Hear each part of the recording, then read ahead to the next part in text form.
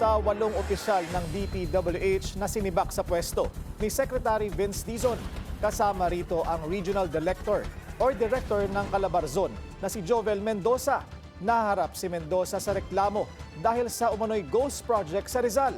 Ang detalye sa exclusive agenda report ni Ian Maghanoy. Nagpapatuloy ang investigasyon ng DPWH kaugnay sa 8 opisyal nitong pinagsisibak nitong Lunes. Dahil yan sa umano'y kaugnayan nila sa anomalya sa mga ipinatutupad na proyekto ng ahensya. Una nang naging tikom ang bibig ni Public Works Chief Vince Dizon sa detalye ng issue sa gitna ng gumugulong na investigasyon. Pero ngayong Miyerkules, isang complainant ang lumutang at dumulog sa Bilyonaryo News Channel. Yan ay para ibahagi ang mga nauna na niyang inihaing formal na reklamo sa DPWH ukol kay Jovel Mendoza.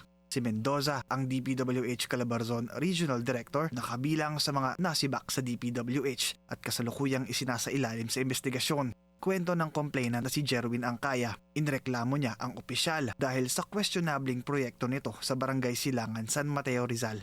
Mariing kinwestiyon ng complainant ang lined item sa kontrata ng ahensya kung saan isang bridge ang ipapatayo raw sa lugar na nagkakahalaga ng 14 million pesos sa ilalim ng kontratistang Honey Trading and Construction. Kung pagbabasehan daw kasi ang complaint letter na kanyang isinumite sa DPWH Calabarzon, lumalabas raw na hindi nagtugma ang lined item na bridge construction kumpara sa naging sagot ng DPWH Calabarzon sa kanya via email. Kaya, posible raw na ghost project ang dahilan ng pagkakasibak ng naturang opisyal ng DPWH. Ito pong lugar na ito, dito po ako lumaki at kahit po ang aking mga magulang ay noong araw ito po ang kanilang dinadaanan. Parot parito na naglalakad lang sila at wala po talagang sapa mula dito sa kinatatayuan natin kung saan yung 0 point ng project nila hanggang doon sa marating ang 600 meters.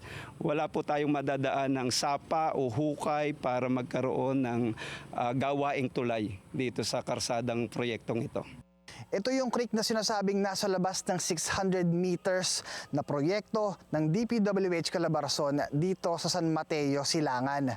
Kaya ang tanong, saan ilalagay yung tulay na sinasabing itatayo sa kahabaan ng kalsada na to kung yung creek ay nasa labas ng proyekto na to? Maaalala natin sa sinasabi ni Diskaya na kapag may proyekto sila sa isang distrito, mayroong 20 to 30% na nakukuha ang politiko. At kung susumahin po natin yung 47 million na halaga nitong proyektong karsadang ito, ang 30% po nito ay lalabas na 14 million din at tumutugma doon sa halaga ng gawaing tulay dito sa karsadang ito na alam naman nating walang paglalagyan. Sa ngayon, umaasa ang complainant at mga residente ng Barangay Silangan na mapapanagot ang mga nasa likod ng anomalya. Sa gitna yan ng pagtitiis ng mga turista sa malubak na kalsada, sinisikap pa rin ng Bilyonaryo News Channel na kunin ang panig ng under investigation na sinibak na opisyal ng DPWH Calabarzon na si Jovel Mendoza ukol sa issue. Para sa agenda, Ian Maghanoy, Bilyonaryo News Channel. Manatiling nakatutok sa Bilyonaryo News Channel. Sumubaybay sa aming social media accounts at mag-subscribe sa aming YouTube channel para sa mga eksklusibong balita at storya.